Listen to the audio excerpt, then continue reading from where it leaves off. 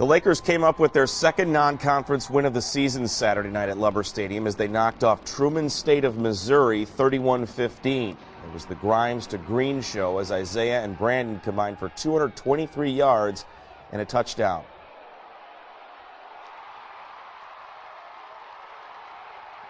The Bulldogs in white dominated time of possession in the first quarter with a 7-minute, 35-second first drive that ended in a missed field goal. When the Lakers finally got the ball, it was Isaiah Grimes under center. Last week's starter Heath Parling had a sore shoulder and couldn't go. Isaiah led the team to the end zone in just over 2 minutes. The key play was his first connection to Brandon Green for a 39-yard gain. Michael Rattay ran it in from 2 yards out. Truman State had 2 more sustained drives that ended in field goals as Grand Valley's defense came up with key third down stops to keep the Bulldogs out of the end zone. Second verse, same as the first for the Laker offense, as it was a big play from Grimes to Green, followed by a short Michael Rattay run into the end zone.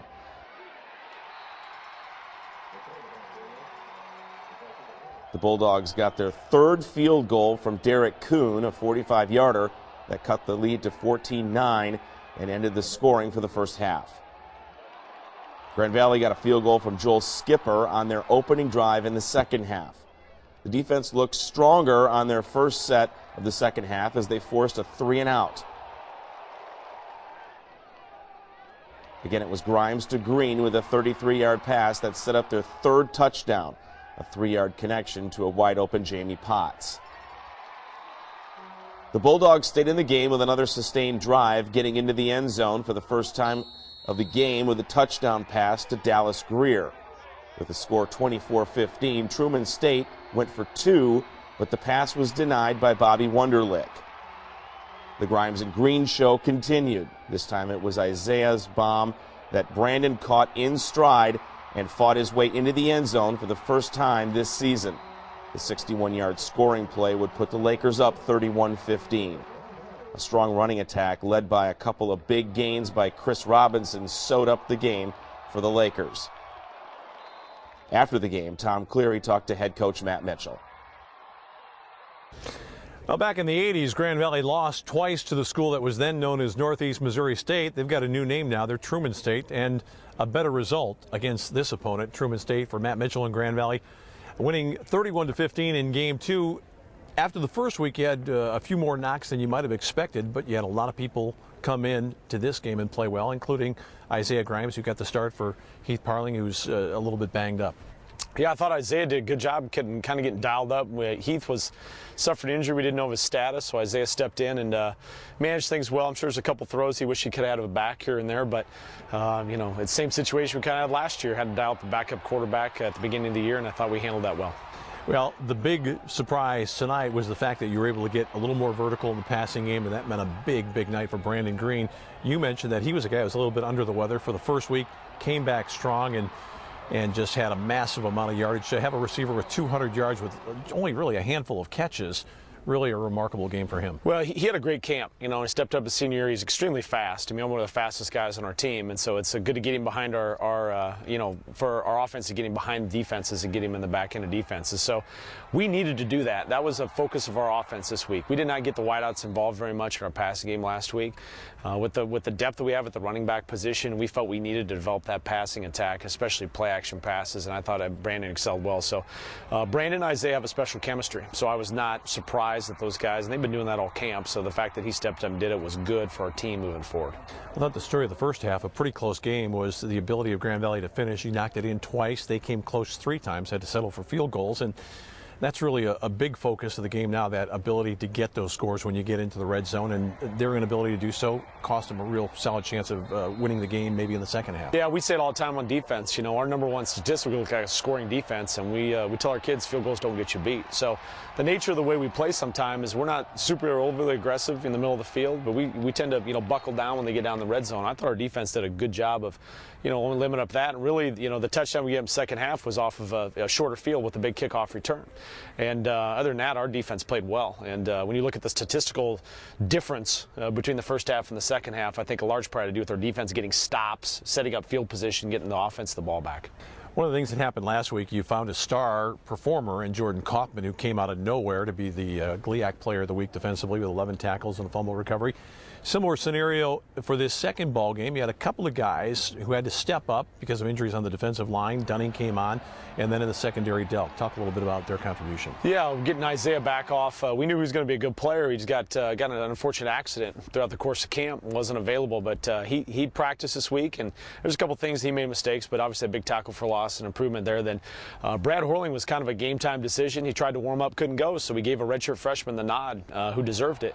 And I thought he played well for his first start at Grand Valley as redshirt freshman. That's a good thing moving forward. So, we now have Eric Thompson back. We're going to have 4 safeties that have played in these first 2 games. So with Brad Horling and Eric Thompson, I thought Bobby Wonderlich did a good job. He had the deflection on the 2-point play at that time and played well in the back end of our defense. So those guys playing in this game is a good thing in the long haul because it just provides more depth, and those guys get those playing experiences, helps them as they move forward. One of the strengths of this team is at running back, you had 3 guys that you're comfortable with moving in and out. But a special treat tonight was the fact that you were able to get Hershey Jackson some touches. He ran the ball. You were able to throw the ball to him as well. Another little wrinkle and facet. Yeah, I think we've kind of got a new role for Hershey. He's not really a running back. He's kind of a hybrid guy, kind of an H. And we're moving him around a lot, and that's going to create some problems for defenses to try to figure out, is he a running back? Is he an H-back? Is he going out? Is he blocking? And Hershey's done a great job. I wish he could have squeezed that ball down here in the red zone for the fans that were here. That would have been a really big catch, nice confidence booster for him. But he's been very unselfish. You're talking about an all-state player from Allendale that had multiple offers, and he's kind of, he's doing an unselfish act for his team. So when you have those type of kids at leadership positions that do those things, that's good for your program. Another thing I noticed about your offense is that you're looking a little more, it seems like, to the tight end. Jamie Potts did a nice job holding off the defender in the end zone for that touchdown that he had. But you're throwing some level 2 balls to that tight end, and that opens up kind of a new world for Grand Valley from what we've seen in the recent past. Well, you're exactly right, Tom. I mean, Tim Morrison has got a little bit more of an intermediate passing game to him, and you're going to see, the tight ends. And Joe Worst had a couple catches here and doing some things, and we're trying to get that intermediate of the field. We've been kind of run or throw it deep, but we still got to be able to push the ball down the field and stretch people down the field. But you're also getting the middle of the field a little bit more open, and so Keontae Miskell had a nice catch in the middle of the field. And you can look back, there were some middle of the field catches, and so now we're not just a one-dimensional screen or throw it deep. We've got that middle area going. So I applaud Tim trying to open up that part of our passing game that we've had. The league season starts next week for Grand Valley, and it's at home against Tiffin. We'll talk about that in just a bit with Matt Mitchell.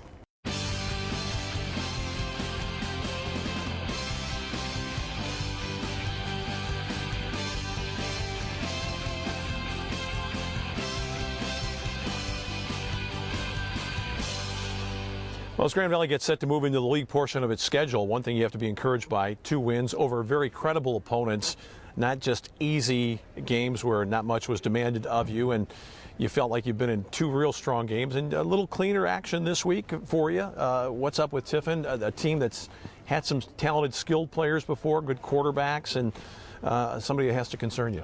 Yeah, I mean, they throw the ball around a lot, and it's a very spread, wide-open attack, and so that's different than what we've seen the first 2 weeks. I mean, these first 2 teams, they base their offense on the run, so we're going to have to adjust to that. And then, their defense, obviously, they've got a couple good players up front. They've got some big kids, I don't know if we've seen really big kids up front yet on our offensive side of the ball. So it's GLIAC play. We all know that whoever wins the GLIAC is going to get themselves in the playoffs, and that journey, that quest for us starts here on the 21st. And looking forward to another home game at Lubbers, our 3rd one in a row, and also very fortunate it's Military Appreciation Night, which is near and dear to me because my father served, and just trying to want to recognize those people that have served our country and are serving our country with a lot of activities going on that night. Now, in the past, we've thought of the North as being maybe the little tougher division. A lot of the schools from Ohio have moved into the GLIAC and haven't really gotten fully acclimated. But it's worth pointing out in the last couple of years, when Grand Valley's had some miscues, it's happened earlier in the season, you've been a better second half team. So you have to avoid that trap of feeling too good about what happened against these non-league opponents. Yeah, I agree. I mean, I think the first game against Azusa Pacific, we came out smoking, and maybe a little up in the 3rd quarter. I think what you saw tonight, I'm not sure we came out firing all cylinders like we needed to, but credit to our team. We came in, locker room at halftime and got it buckled down. And, I haven't looked at the stats, but I imagine it's got to be pretty statistically dominating the second half, even though it wasn't on the scoreboard all the time. So we're still looking to play a complete game. We've got to play a complete game, and so that's going to be the focus moving forward. Tiffin is try to put a full 60 minutes together. I'm not sure we've done that yet. I know one thing that has really been a mainstay for Grand Valley the last couple of years, you've rolled up a lot of big offensive numbers. The guys up front have really gotten it done. I thought Matt Armstrong tonight had a couple of dominating plays. The touchdown by Rattay when he walked into the end zone from just a couple of yards out. That's the kind of thing that just doesn't happen unless you have a guy who's really accomplished at his position. Yeah, and I think the thing you've seen in the first 2 games, we've moved the line of scrimmage. And last week, actually, our 2 new starters, Jim Walsh at left guard and Brandon Revenberg at right tackle, sophomores, probably played better than those other guys. So we challenged Matt Armstrong. We challenged Connor Gould. We challenged Eric Laboon to step up. And I thought those guys in combination with Joe Worth really did a good job of managing their front. I mean, I think you saw Chris Robinson become a dominant runner between the tackles, especially on that last drive. And we really, we wore them out. You know, we wore them out up front as the game continued to progress, and that's a good thing to see of what we got with going with our offensive line. 31-15 Grand Valley tonight over Truman. Tiffin up next for the Lakers here as the league opener is just ahead.